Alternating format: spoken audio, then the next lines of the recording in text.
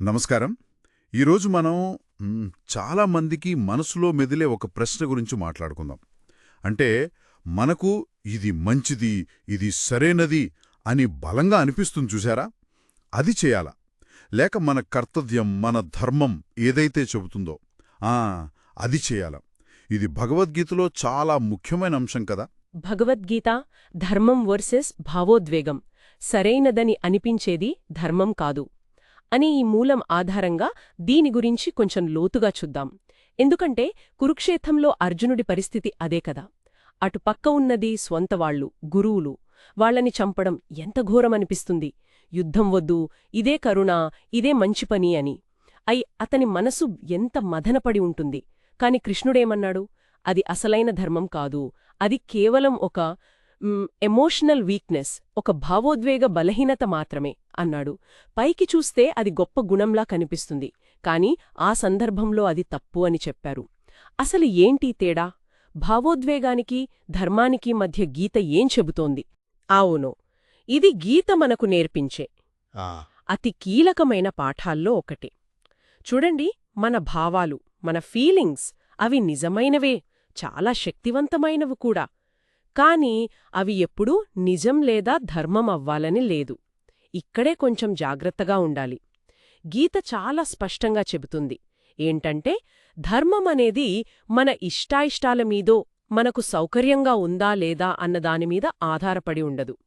అది ఒక పెద్ద వ్యవస్థకు, అంటే ఈ విశ్వ నియమానికి, అలాగే మన అసలు స్వభావానికి, మన స్వధర్మానికి అనుగుణంగా ఉంటుంది. అర్జునుడికి కలిగిన ఆ జాలి, ఆ కరుణ, అవి అతని భావోద్వేగాలు. కాని ఆ క్షణంలో ఒక యోధుడుగా, ఒక క్షత్రియుడుగా అది అతని కర్తవ్యం కాదు. అది కేవలం పని నుండి తప్పుకోవడానికి ఒక కారణంగా మారుతుంది అని కృష్ణుడు విశ్లేషించారన్నమాట.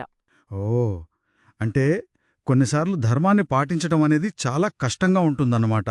మనసుకు చాలా బాధ కలిగినా, ఇబ్బందిగా అనిపించినా సరే ఆ పని చేయాల్సి వస్తుందా? అదా ధర్మం అంటే? ఖచ్చితంగా మీరు చెప్పింది నిజమే. ఇక్కడే మన ఆ ఆధ్యాత్మిక పరిణితి బయటపడుతుంది. ధర్మమార్గం ఎప్పుడూ సులువుగా, హాయిగా ఉండదు. కొన్నిసార్లు అది చాలా కఠినంగా ఉండొచ్చు. దయ, అహింస లాంటివి సాధారణంగా మంచివే.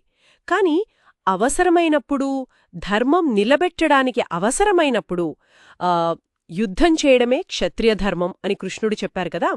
అంటే ఫలితం మీద ఆసక్తి లేకుండా, ఎవరైనా మెచ్చుకుంటారా లేదా అని చూడకుండా, కేవలం చెయ్యాల్సిన పని కాబట్టి నిస్వార్థంగా చేయడమే అసలైన ధర్మపాలన. అది కూడా నేను చేస్తున్నాను అనే అహంకారం లేకుండా, వ్యక్తిగత ఇష్టాయిష్టాలకు అతీతంగా జరగాలి. వినడానికి ఇదంతా బానే ఉంది, కానీ మరి ఆచరణలో మన ఎమోషన్స్ అంత బలంగా ఉన్నప్పుడు ఏది కేవలం ఆ క్షణపు భావోద్వేగం, ఏది నిజమైన ధర్మమని ఎలా తెలుస్తుంది? మనసు అంత గందరగోళంగా ఉన్నప్పుడు సరైన దారి ఎలా కనబడుతుంది? అద్భుతమైన ప్రశ్న. ఇక్కడే గీత మనకు స్థితప్రజ్ఞత అనే ఒక కాన్సెప్ట్ని పరిచయం చేస్తోంది. స్థితప్రజ్ఞుడు అంటే స్థిరమైన బుద్ధి కలవాడు, ప్రశాంతమైన మనసు కలవాడు అన్నమాట. భావోద్వేగాలు వస్తూ పోతూ ఉంటాయి. సుఖం, దుఃఖం, ఇష్టం, అయిష్టం వీటన్నిటికీ అతీతంగా ఒక సమన్వయంలో ఉన్నప్పుడు మాత్రమే ధర్మాన్ని మనం స్పష్టంగా చూడగలం. అర్జునుడు ఆ దుఃఖం, భయం, ప్రేమ ఈ ఎమోషన్స్లో చిక్కుకుపోయినప్పుడు అతని బుద్ధి సరిగ్గా పనిచేయలేదు. కృష్ణుడు ఆ భావాలను అణిచిపెట్టమని చెప్పలేదు, వాటిని దాటి వాటికి అతీతంగా నిలబడమని చెప్పారు. అప్పుడే ఆ నిశ్చలమైన మనసుతో ఏది సరైనదో, మన నిజమైన కర్తవ్యమేంటో తెలుసుకోగలం. ఇది కొంచెం సాధనతో వస్తుంది. అర్థమైంది.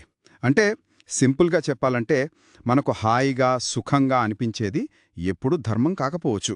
అలాగే ధర్మమైన పని మనకు ఎప్పుడూ సుఖాన్ని ఇవ్వకపోవచ్చు, కష్టంగా కూడా ఉండొచ్చు. గీత ఏం చెబుతోందంటే, ఆ క్షణపు ఫీలింగ్స్ని దాటి మన అసలైన కర్తవ్యమేంటో చూడమని ప్రోత్సహిస్తోందన్నమాట, మన స్వధర్మం వైపు. అవునవును, సరిగ్గా చెప్పారు.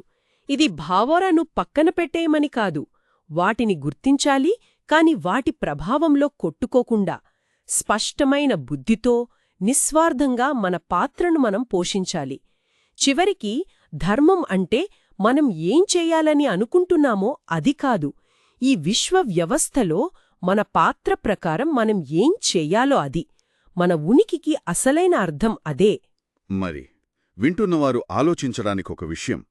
మన రోజువారీ జీవితంలో కూడా ఇలాంటి సంఘర్షణలు వస్తూనే ఉంటాయి కదా. ఏదైనా కష్టమైన నిర్ణయం తీసుకోవాల్సొచ్చినప్పుడు కేవలం ఆ క్షణంలో మనకు కలిగే భావోద్వేగానికి, మన అంతరాత్మ చెప్పే నిజమైన కర్తవ్యానికి అంటే ధర్మానికి మధ్య తేడాను గుర్తించే ప్రయత్నం చేస్తే అది మన ఆలోచనా విధానాన్ని, మన నిర్ణయాలను, బహుశా మన ఆధ్యాత్మిక ప్రయాణాన్ని కూడా ఎంత మార్చగలదో ఆలోచించాలి.